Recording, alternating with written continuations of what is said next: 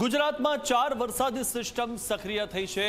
આ જ કારણ છે કે રાજ્યના અનેક જિલ્લાઓમાં જળબંબાકારની સ્થિતિ સર્જાઈ છે।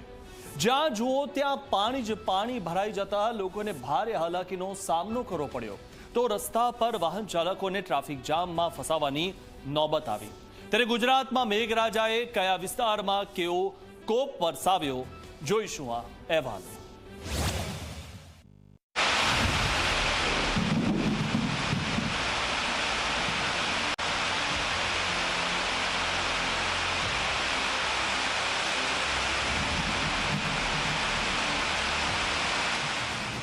પાણીમાં કાર તણાઈ, પાણીના પ્રવાહમાં ટ્રેક્ટર પલટી, ડરાવી રહ્યો છે પાણીનો પ્રવાહ। આ દ્રશ્યો ગુજરાતના વિવિધ વિસ્તારોના છે, જે દર્શાવે છે કે ગુજરાતમાં ફરી એકવાર મેઘરાજાની તોફાની બેટિંગ શરૂ થઈ ગઈ છે। શનિવાર રાતથી શરૂ થયેલા વરસાદે અનેક જિલ્લામાં એવો વરસ્યો કે જળબંબાકારની સ્થિતિ સર્જાઈ। સૌથી પહેલા વાત મેગા સિટી અમદાવાદની। પ્રી મોન્સૂન કામગીરી પૂરી કરી હોવાના દાવાની પોલ ફરી એકવાર ખુલી ગઈ અને તે કામ મેઘરાજાએ કર્યું। શહેરના પૂર્વ વિસ્તારમાં 6 થી 7 ઇંચ વરસાદ પડતા સોસાયટીઓથી લઈને રસ્તાઓ પાણીમય બની ગયા। ગાડીના ટાયર ડૂબી જાય એટલું પાણી ભરાઈ જતા વાહન ચાલકોને અનેક મુશ્કેલીનો સામનો કરવો પડ્યો।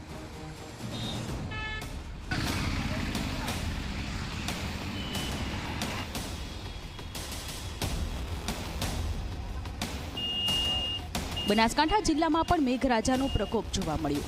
અહીંયા 7 થી 8 ઇંચ જેટલો વરસાદ ખાબકતા અત્ર તત્ર સર્વત્ર પાણી જ પાણી થઈ ગયું।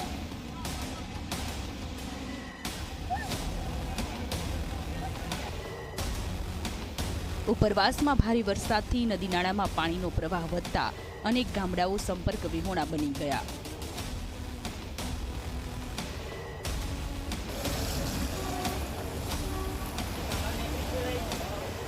મહેસાણાના અનેક વિસ્તારની હાલત પણ કફોડી બની ગઈ છે, કેમ કે અવિરત વરસાદથી એપીએમસી હોય કે બસ ડેપો કે પછી ગોપીનાળા તરફના રસ્તા ઘૂંટણથી ઉપરનું પાણી ભરાઈ જતા જનજીવન અસ્તવ્યસ્ત થઈ ગયું।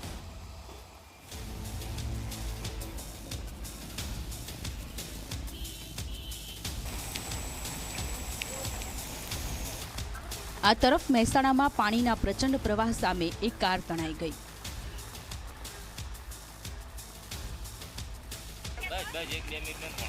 તો સેંકડો કિલોગ્રામ વજન ધરાવતું ટ્રેક્ટર પલટી મારી ગયું।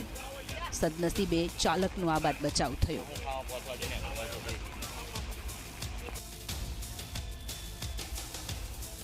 ગુજરાતમાં હજુ પણ વરસાદ વરસી રહ્યો છે, તેની વચ્ચે હવામાન વિભાગે 7 દિવસ સુધી વરસાદી માહોલ રહેવાની શક્યતા વ્યક્ત કરી છે, એટલે લોકોને પાણીના પ્રહારનો સામનો કરવા માટે તૈયાર રહેવું પડશે। Bureau report, Zee media.